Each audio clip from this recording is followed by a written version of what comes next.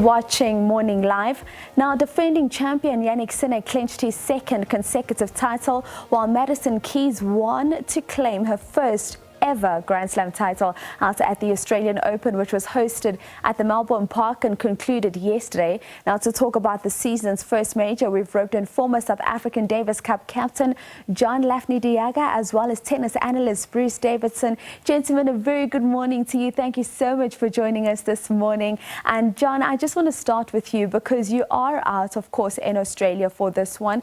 Speak to us about how it was on the ground, because we know that Craig Tiley normally runs such a good ship there. This tournament seemed to have a little bit of everything, the best of the players on the surface and the world's best rising to the top, and of course we saw some upsets. Talk to us about what this experience was like. Yeah, Danny, thank you for having me on the show. I mean, the Australian Open is known as the happy slam, the players' favorite slam. Craig Tiley has done a great job. I haven't been here since 2016 and I got lost when I arrived. Everything changed. He has a rule. Every year, at least 50% of people's experience needs to change. So he's done a great job. Again, the tennis was at very high level. Everybody was expecting, Sinner and Sabalenka to come out on top. And, they had some tough competition. I think it was, the question was if Novak Djokovic was able to win the slam that he's won more 10 times. Unfortunately for him getting injured, that match against Alcaraz in the quarterfinals, I was fortunate to watch that. It was very high level. But Jannik Sinner right now is just, he's playing unbelievable tennis and was just too good. And then, on the women's side, we're very, I'm happy that Madison Keys eventually won a slam. Talking when she was in the quarterfinals, we were talking about she's probably the player that was the most underperformed because we always know she's been unbelievable. She's great, great talent, plays big matches, but was never been that consistent. So very happy for her that she came through in Australia. Bruce, let's dig a little bit deeper into Madison Keys and her winning her first Grand Slam title, because we look at how she shocked so many people with that performance over Sabalenka, who really seemed to be playing some top tennis until the final. But it wasn't just what Madison Keys did in the final, it was also that encounter against Iga Swiatek before that. Speak to me about Madison Keys and what you make of how she stepped out into the Australian Open this time around. Well, I think we've got to go back on what John Laffnie said. There was a lot expected from Madison Keys as a junior. She won her first WTA title when she was only 14 years old. And she came into the final on Saturday on an 11-match winning streak. She won the warm-up tournament in Adelaide, and she definitely was a dark horse coming in. She was really in form, and she's got such a big game. She's probably got the biggest serve in women's tennis. And I think she was just too consistent for Sabalenka.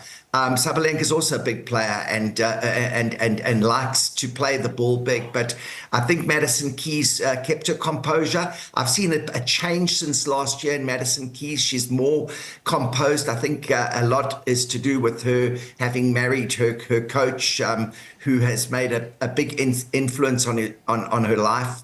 We must remember she went in to this final having beaten two Grand Slam champions in Elena Rybakina, and then you mentioned Iga Swiatek, and that was a big win against Iga Swiatek. It was a tough match. Swiatek had set point, and Madison Keys managed to keep that composure. I think there's a new mature Madison Keys, and I think she can win some more Grand Slams. She's got the game to do it. We love the married life for Madison Keys. 7 weeks in, and this is the performance that she's bringing out. But John, I want to touch a little bit more on Novak Djokovic. I know you mentioned him a short while ago, but we look how he played extremely well against Carlos Alcaraz, and then he broke down against Zverev. And I just want to ask you the question. Firstly, how long do we see this partnership lasting between Novak Djokovic as well as Andy Murray? Secondly, do you think this is the beginning of the end for Novak Djokovic? The first question, Novak said, they were both of them very emotional after he had to retire. They haven't decided what they're going to do. This has never been a long-term relationship with Andy and Novak. They said they were going to try out Australia, see how it works. The quality that Novak was producing, everybody talking on the ground in the locker room is that, Andy can definitely bring something to Novak. Novak's been around. He needs a different eye, and Andy has always been very strategic in his matches that he's played. So he can definitely held Novak. So let's see what happens. Zverev said it very good. He said people think Novak's on the way down. He said Novak played with 1.5 leg. For an hour and 20 minutes, he had to play his best tennis to win the set 7-6 against Novak. So anybody that's going to write off Novak, it's dangerous. Every time people try to write off Roger or Rafa when they were getting towards the end, they come back with attitude, because that gives him fire. He loves it when people write him off. Obviously, his body is giving him some more problems. He spoke about it. He's getting more injuries. So it will be interesting to see. But the conversations that I had, with his agent and, with his trainer that I know very well, is that, he wants to play another 1 or 2 years at least. So if the body keeps up, because that's what makes these guys not continue, is when the body, conks in, like they say. So, Roger was the knee. Rafa was just, he had so many over the years, and so let's see. Hopefully not, because I think Novak brings something else. Sinner and Alcaraz is playing at a very high level. We've seen a lot of youngsters come through during the Australian Open. That's going to make it very exciting for 2025 on the ATP Tour. And Bruce, as John mentions, players that look very, very exciting. Moving on now, which players will you be looking to for a marked improvement? Because we look at a Coco Gauff who came into the tournament in good form, but didn't last as long as some would have thought. So who are we looking forward to seeing this season, just as I wrap up with you? Well, I think we've got a bunch of players, and the men and women that really are bringing something new to the game. I'm looking forward to seeing what Coco can do in the new season.